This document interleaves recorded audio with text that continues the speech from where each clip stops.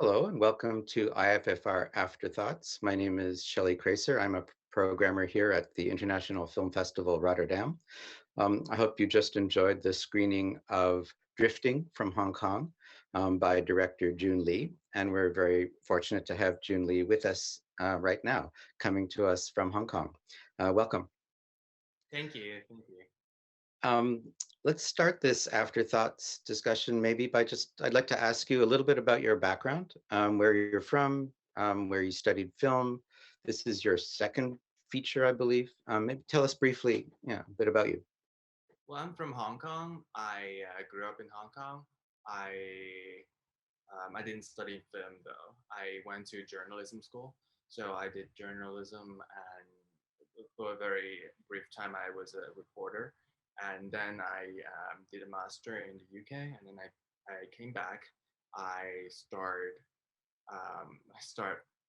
filmmaking. So it was 4 years ago. Then I made my first feature debut in 2018. So this is my second one, and after 3 years. Okay, and then let's talk about the origins of this project. It's about um, unhoused people who live on Hong Kong streets. It's a drama, but with a intensely located in Hong Kong and dealing with social problems and a social background. What attracted you to this project, and what made you decide to make a film about it? Well, I first get in touch with this group of people in 2012 when I was still at university. So I was back then I was a journalism student, and I did reporting on the clearance of that block. It was an event in Hong Kong back then, but it keeps going on throughout these years.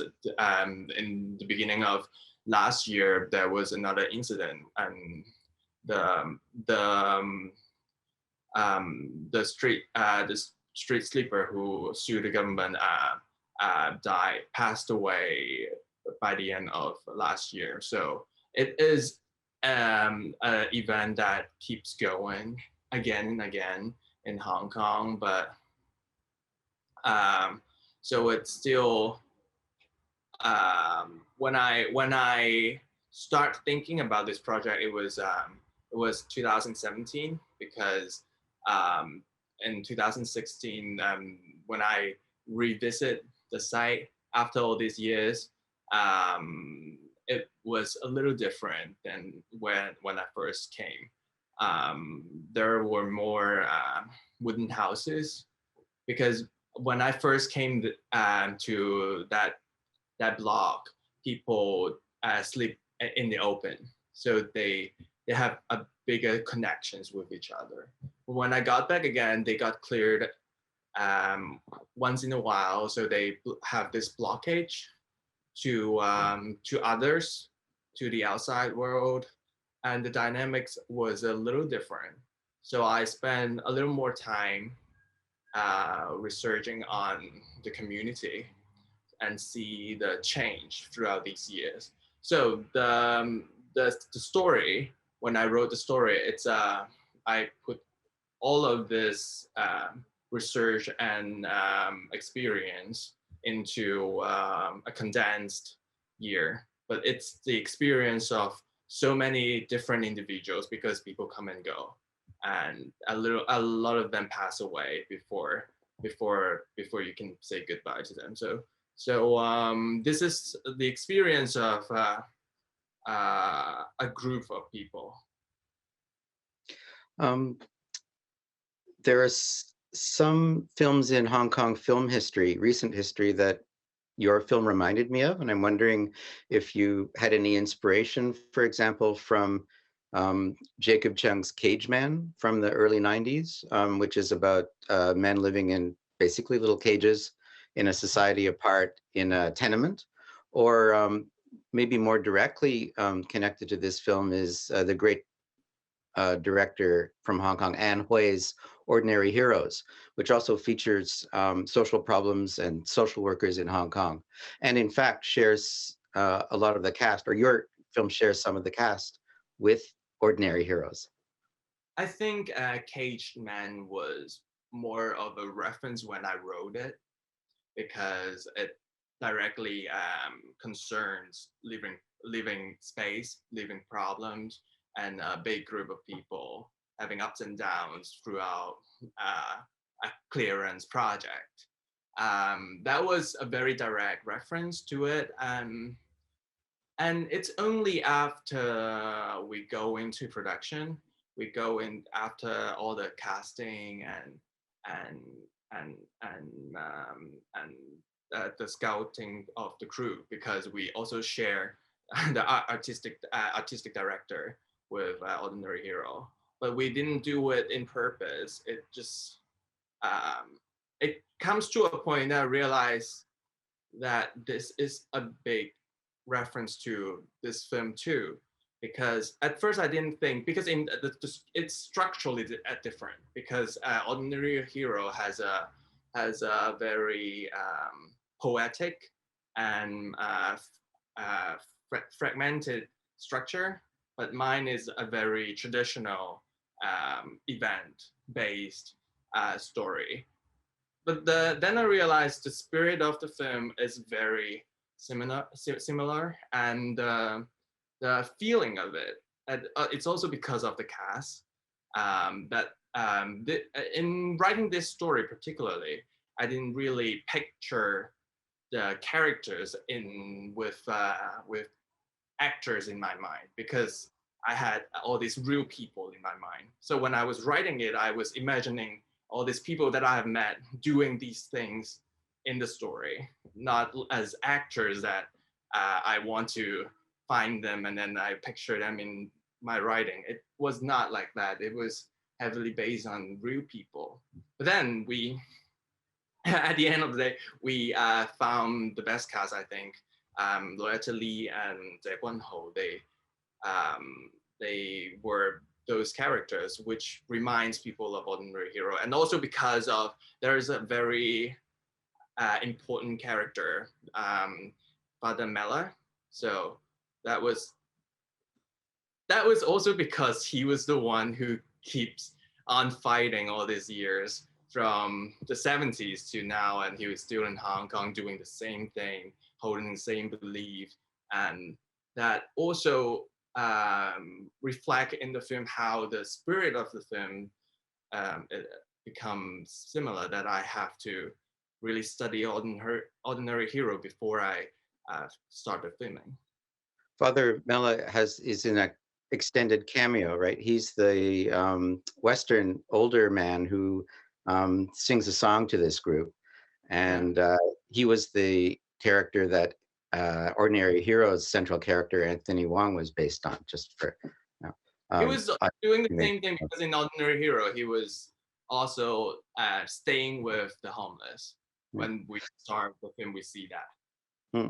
Hmm. Speaking of the cast, Francis Eng, who plays Phi, brother Phi, is obviously a key part of this film. I think his performance is pretty sensational in a low-key, naturalistic way. But Francis Eng is well known to sort of fans of Hong Kong films from the work he's done with lots of people, including Johnny To.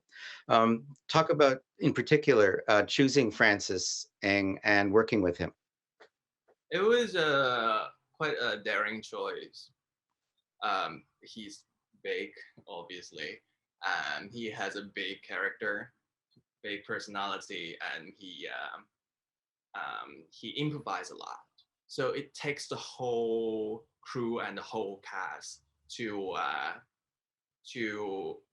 live up to that, because he keeps when he's more into the he keeps into the character on set. So when he was having meals and he was chit chatting, he was doing character, and that has the whole cast that would have to accommodate that, but in a very low key way.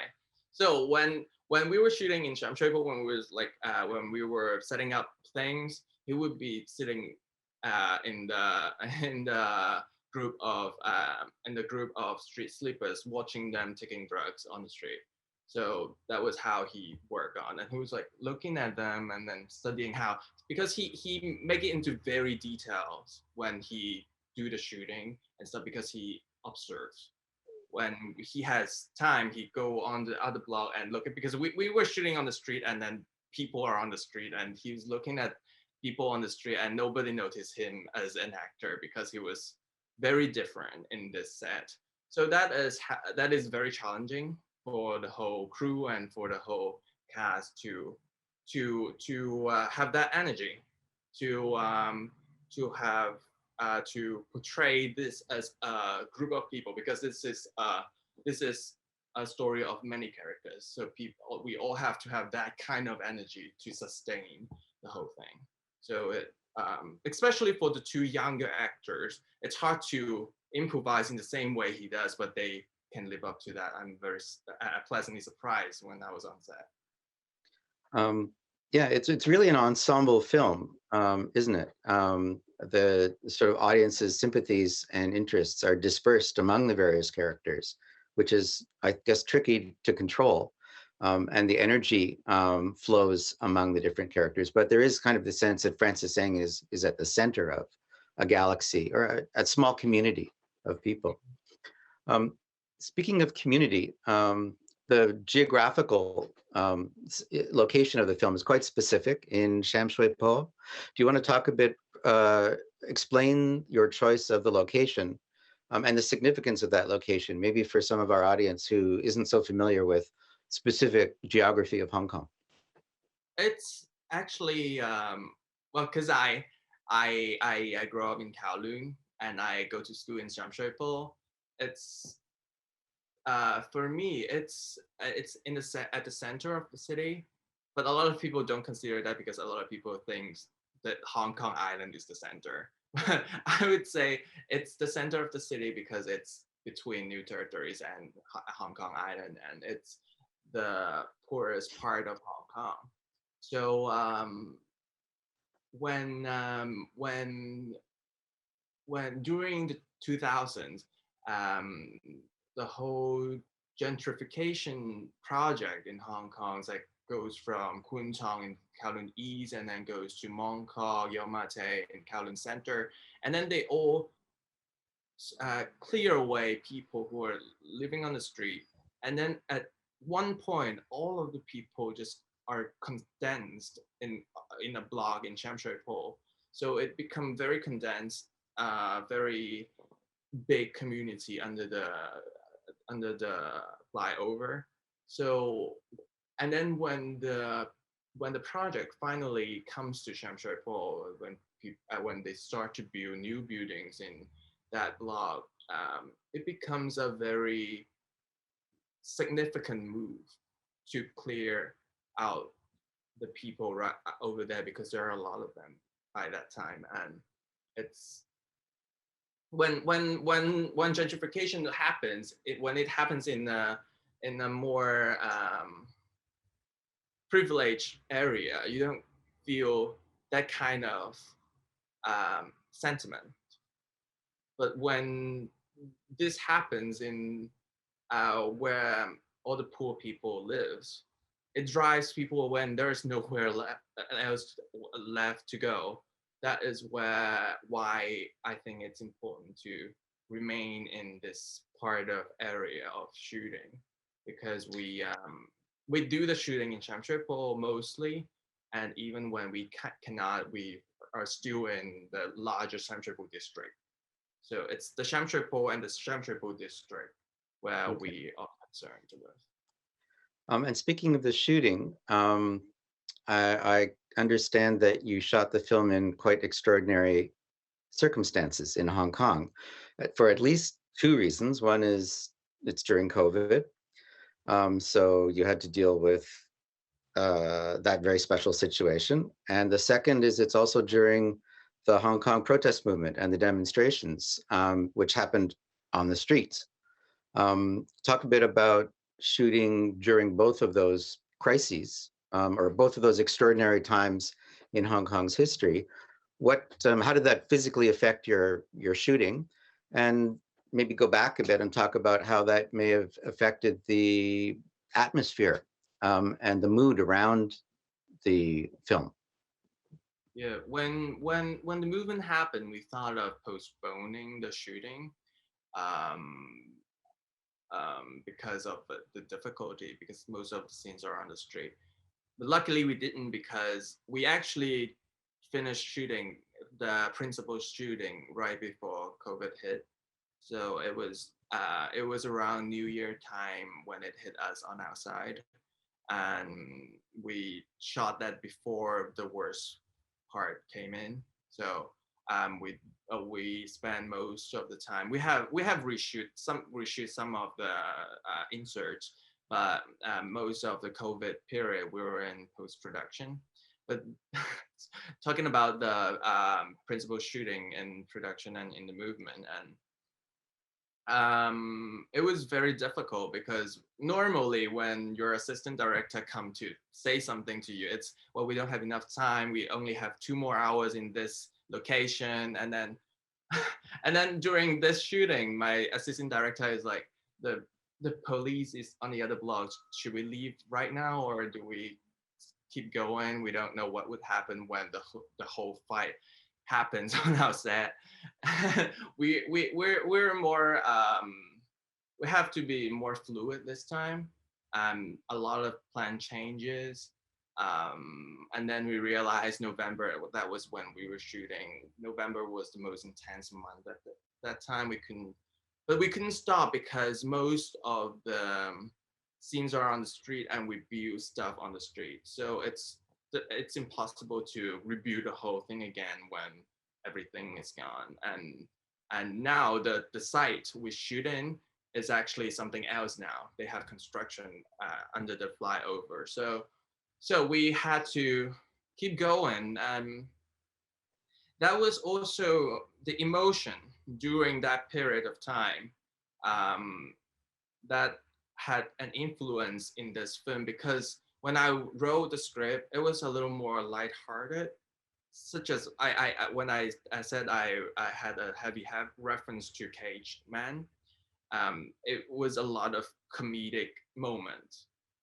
Now we can't we don't even we didn't really keep those atmosphere here, because we really cannot process this kind of emotion during this time, and when it concerns a social problem, and when we have this energy and we have this emotions, it's even it's hard to smile, um, and even in our daily lives. So it's it's it's a time that we make this film, and it has this outcome with this emotion that the film now uh, contains.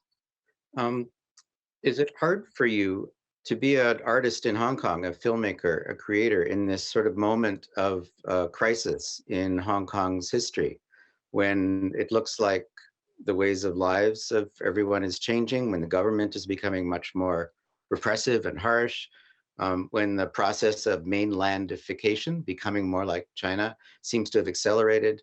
Do you feel, as an artist, how do you feel about this, if you want to talk about it a bit?